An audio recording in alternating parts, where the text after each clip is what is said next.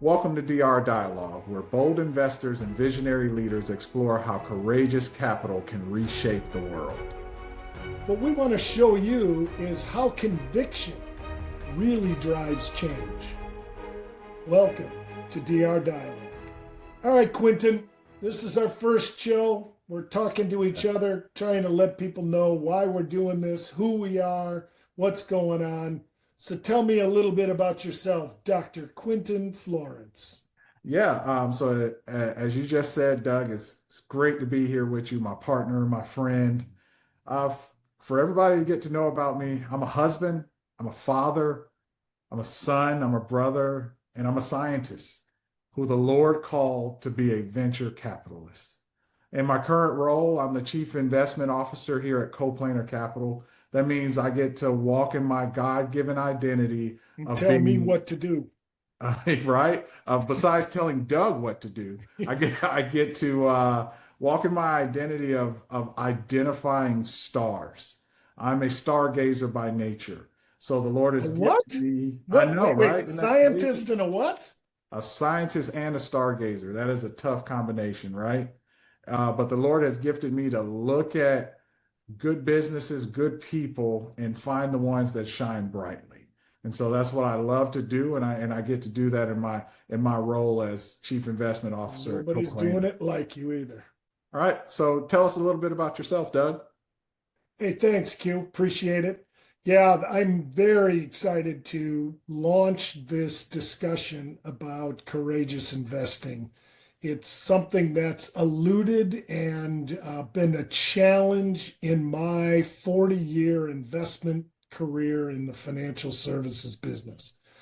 I've worked with some of the largest, most sophisticated investors on the globe, and everybody is Mhm. challenged by this. And so I think the discussion that we're about to have is something that not only we are trying to answer the question ourselves, but we think there's a lot of other people that are as well. And that's, how do I move from my comfort zone to being a courageous investor? So this idea sparked in me at a very early age in this business of just coming to the fact of, why is it that people are so desiring certainty in an uncertain world?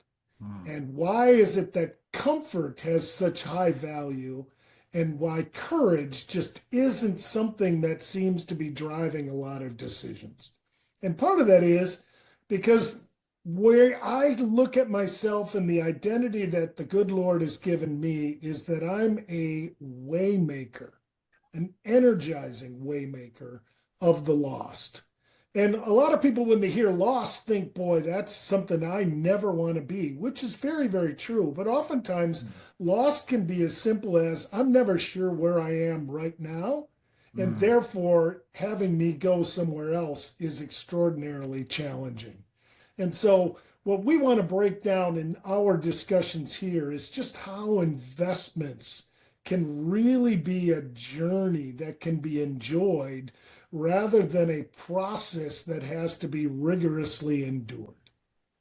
Yeah. No, I agree with you. I think to break it down, because you and I have this discussion all the time, and I love for you to convey it to our audience. Yeah. What is courageous investing? Boy, that's a question that I think anyone would ask. And Hmm. in my heart, I've answered it, that a courageous investor is someone that has driven by passion, or driven by a word we like to use at Coplanar Capital or DR Dialogue as a heart spark. It's Mm. something that you feel, that you know, that you know, that you know is something that you're called to do, and you want to make a difference in that. And I Mm. think we're at a time in the world where people are trying to make a difference. And so a courageous investor is someone who not only is looking for good returns, but they're also looking to make the world a better place. And that's something we call double result investing. So a courageous investor is someone who's following their passions, leading with their heart, and looking for a way to make a difference in the world.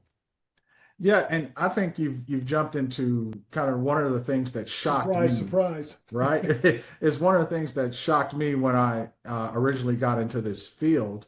The biggest misconception that I carried are that all venture capitalists, all investors, all we care about is making money. Mm. But as you've taught me, that can be the furthest thing from the truth. There is It- nothing more fulfilling than investing in a company and watching that company grow. But while it's growing, it's making products that are making our lives or yeah, our world better. yeah, And 100%. so, I definitely like to say to our audience, courageous investing normally comes along with that. You're making an investment that makes your neighbor's life, your family member's life, or even your life better. And as an investor, there's nothing more fulfilling than that. And so, for you, Doug, that's my biggest misconception that I think I've received. Right, Would right. yours be the same, or is there another misconception that you think you see in our field? Well, I think the misconception that's very popular in whether it's faith-driven investing, biblically Mhm. responsible investing, really investing that involves any sort of screening, is that you need to be concessionary. In other Mm. words, you're giving up returns to make the world a better place. You're not going to get as much for doing good in this world. And that's just a guardrail that we just don't think should be involved in the investing side of things because we think it's 100% able to have better returns and have a better world as a result. Right. And at Coplanar, we believe in that so much that we've made it a part of our investment ethos. Yeah. If you're Yeah. not getting double the results, as Doug said earlier, if we're not achieving double the results or we're not getting better returns for a better world, then that just means it's not the right opportunity for us at Coplanar. And we think that, as you guys will see throughout this podcast series, there are more individuals that have that same view that are impact investors as well. And so One I of the guess the, challenges that's in this oh, go for it. current Yeah. investment space, and I'm not alone in talking about this, is that good marketing is oftentimes circumventing good returns. It used to be that if you could deliver good performance, the money would find you. And right Mm. now, it just seems like if you have a good story and a good idea that people should be investing in, and you can sell it effectively, it doesn't really matter what the returns were. And I think the answer, the real solution for the average investor is somewhere in between, that you can't get wound up in the fluff, but also you can't be just driven by what happened yesterday that could have very little, if any, bearing on what's going to happen today. Yeah, I 100% agree there. So, kind of the next question I wanted to explore with your 40 years of experience, I've kind of watched you as we've been partners go from this journey of investing for a return, which is, a comfort zone that most people stay in, to doing this courageous investing where you're going to look for a return as well as look for impact. Tell us about, just some personal stories you have of that Sure. drove you Yeah. in your career to move into courageous investing like that. Well, I think a couple things happened along the path. The Mhm. second one that I'll get to, but I'll explain first or talk about first, is the ever shrinking comfort zone, where in investing you want to be comfortable and that zone keeps shrinking. But I think what's really driven me was the Lord's call to, I'm not sure I gave you those assets to invest, to just invest in the way that you are investing. So for me, the heart spark that started this process, this moving towards double result investing, was one that came when I really identified I've been blessed with assets under my stewardship. And all I'm doing is dropping him into low fund, highly predictable index funds. Mhm. I just felt the Lord telling me I had more in mind for you when I gave you these assets to steward. And Mm. so it was in that quest that I moved towards, well, maybe the Lord wants me comfortable. Maybe I'll just put myself in this easily described box around things like information ratio, which is a big fancy term for the amount that I'm going to get, is it worth it based on the risk that's associated with it?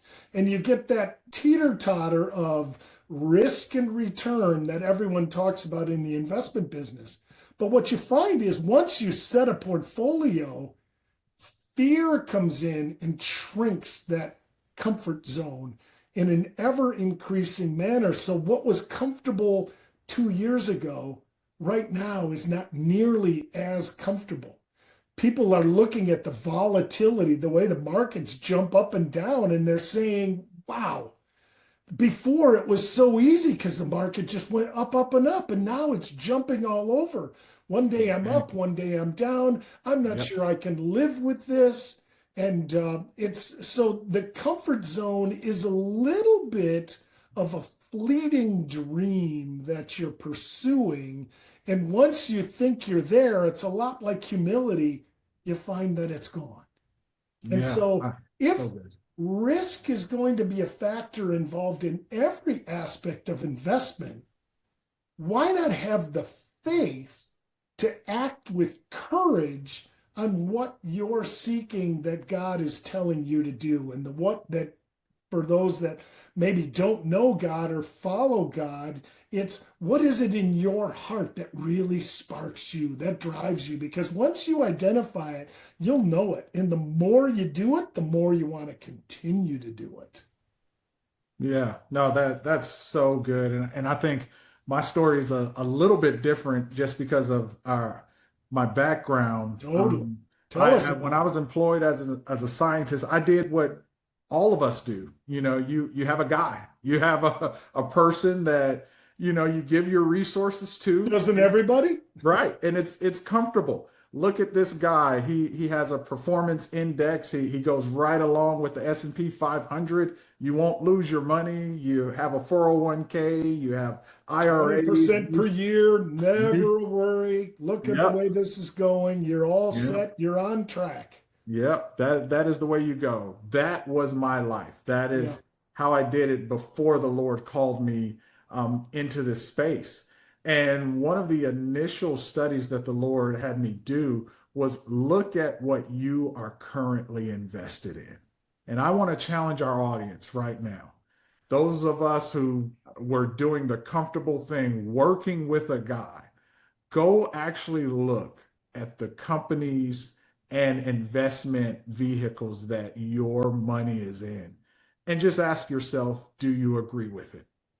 When I did that investigation, I realized that I didn't agree with it and that those principles that the companies that I was investing in, they were not exemplifying principles that I had for myself. That's why you didn't need a guy, you needed a girl.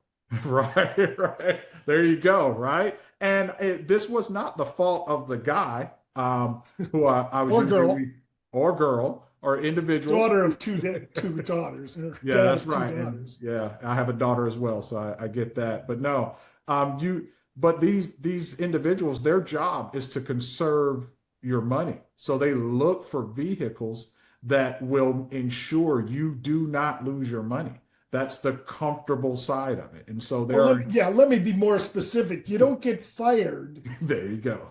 yeah, if you haven't lost money for the most part. So all you're trying to do is track to something that a benchmark, something that people can relate to and say, look, we did just fine. We did just Right. fine. Don't worry about a thing. Right. And I do not blame them for doing that. I totally understand it. No. But kind of when I had that revelation, I wanted to do something different. And that's, when you and I became business partners and we started looking at how to do venture capital investing, That's when the Lord showed us about double result investing. Well, it Look was for even before opportunities. venture capital. We just looked at public markets and said, Right. is Yeah. there anything in public markets that will get us there that isn't a screening sort Right. of product? Right. Because in my vernacular, there's two types of funds. There's salt funds and then there's light funds. The Hmm. salt funds tend to just screen and package and shrink and preserve, right? And light funds are looking to shoot the lights out. And so in those sorts of arenas, you and I came very quickly. I remember the discussions well that I'm not sure public markets are the place for us to play. If we're Right. going to really practice and believe this strategy, we need to move to private markets. Right, right. And within those private markets, we have been able to identify companies that have similar mission and Right? vision to us, and it's been able to quickly align with those companies. So we talked about how we moved from comfort to courage and had different journeys in order to get there. Let's talk about this playing it safe because even our job, as VCs, our job is to get the best returns possible while also getting the best outcomes possible, right? And so you have to kind of have boundaries and safeguards in place, but how do you incorporate those while also saying, okay, we have to stretch beyond and we have to do this in a courageous manner?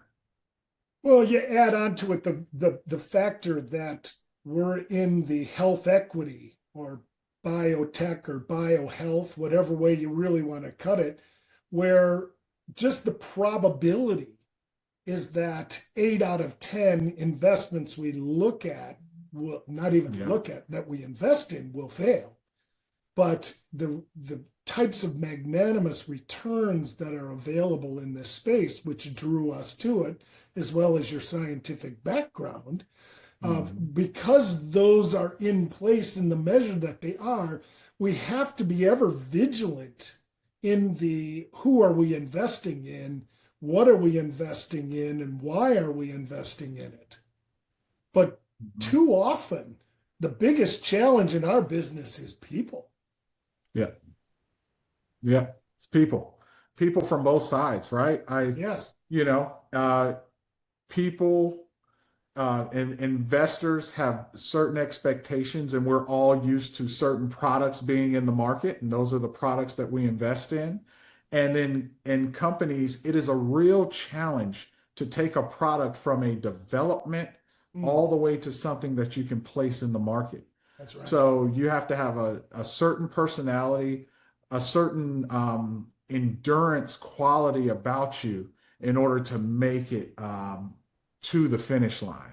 So that's Founders why at grit. Coplanar, yeah, that's why at Coplanar, our whole method is involved around investing in the people, the entrepreneurs, investors that we work with. We want to put the best support system possible around them so we can help everyone achieve the goals that we all expect to achieve. Well, not to So, mention creating a community, a relationship with those mhm, that have done it before is, yeah. one of the things that we really stress as a firm in talking to other founders, etc., is we understand the path. We know others that are walking the similar path, and we in community and relationship can come to a decision much quicker, much more expedient, and with much more emotional stability along the path. Because a founder's life is a challenging life in a lot of ways because Mhm. they are just driven to bring the good ones that we love are just driven. They can't imagine themselves doing anything else other than doing for the world the product that they've come up with, or the industry, or the experience, or the investment that they're looking to fulfill. Yeah. And in the same way, I would say investors, they are looking for something more. Yeah. Many of them have made significant capital in other investments or in their professional lives. And by the time they speak with us, they want to do something more for their kids, their grandkids, their workers, anyone that they've been connected to. And it's up to us at Coplanar and other venture capital or private investment groups. We have to not only identify these individuals, but truly cultivate relationships that help their capital do the work that they expect it to do. So Yeah, I'm it's just so one of the excited about challenges that. that we have in our business is because of the long-term nature of what we're investing in, Yeah, yeah, the liquidity isn't there for the average $100 a week investor right. to even participate in this sort of marketplace. But we see movements and changes that are happening along the way, and we're going to stay vigilant on that as we continue to open opportunities for investors to participate on a much more regular basis with smaller denominations. But right now, it's just not the nature of the industry. Right. And I've actually had a question for you around that. In your 40 years of experience, how many times have you seen short-term investment yielding significant impact? It all depends on impact. If the impact is on your bottom line, yeah, there's some days in the marketplace that millionaires are made. But Right. as far as changing the world and making it better for its inhabitants, a short-term mentality is really going to be challenged in that. Just like an incredibly tight, non-profitable business is going to be Hmm. challenged to try and even affect their individual workers. So Hmm. that's why we need to continue to seek out and invest in those companies that can afford to drive a mission with the margin that they've generated. Yeah, I completely agree. Completely agree. And so I guess as we're coming to a close of this wonderful conversation, Doug, you and I will be having this every day of the week. We gave you guys a glimpse into some of our meetings at Yeah, Coplanar. for sure. Um, we want to, as we conclude each episode, give everyone kind of a call to action of what they can do after listening to this podcast. And so as we get there, the first thing I want you to speak on because I know you've talked to me about this several Somehow times. I knew that question was going to get dumped on me. Yeah, He we're wants to gonna follow up dump this one. himself. We're Yeah, gonna dump this one on Doug, and then he's gonna throw it back on me. That's how yeah, of this course. works. You guys will pay attention and see. Um, I know a lot of people are satisfied with investing to make a return. Why should our audience and those who are listening not just be satisfied there? Now, that may not happen today. Yeah. It may happen as they grow older and as they, kind of move on. But why should none of us, just be satisfied with making a return? I will just go back to a phrase that I've heard virtually all my life from my parents to my siblings to even my kids. You were made for more. You were Mhm. made for more. You can do more with what you've got if you put your heart to it. Mhm. And the other one that I would just advise listeners and why you want to keep coming back is because when's the last time you did do something that you really were passionate about and you invested in it? Because Mm. those are the sorts of stories that we're going to bring to bear in this that hopefully encourage you to first and foremost look at the comfort box that you've created and is it Mhm. shrinking in on you? To what's the last courageous, faith driven, exciting, passionate, heart spark investment I made that truly had the opportunity to change the world? Because Mm. that's what we're all about. Yeah, that's so good. And I'm gonna flip that and answer that question myself because mine's slightly different as it tends to be with Doug and I, but I think it has the same meaning. I have always been passionate about my money making money for me and doing something for me. Yeah. Especially when I was in my 20s, I would, I watched the movie Wall Street. I watched, all these different things around. Greed is good. Yeah, I read Robert Kiyosaki's books and just dove in. How can I do investments and make my money work for me so that I'm not working for my money? And that's just was a mentality that I tried to take control of. Yeah. And I can truly say that I feel that is not nearly enough. Why can't I make my money work for me while also making my money work to make others' lives better? Yeah. It's not a bad place to start. You That's know? a good question to have of, rather than taking your money and just burying it someplace. I mean, we're all called to do something with what With we've it. been given. And, Right. and so I commend you for that, but I think the journey, you're indicative of the journey we'd love every listener to take with us. Well, that wraps up our conversation, everyone. We hope this gave you a glimpse into the podcast series, DR Dialogue, and we just want to thank you for joining DR Dialogue today. Just remember, it's conviction that drives change. We'll see you next time.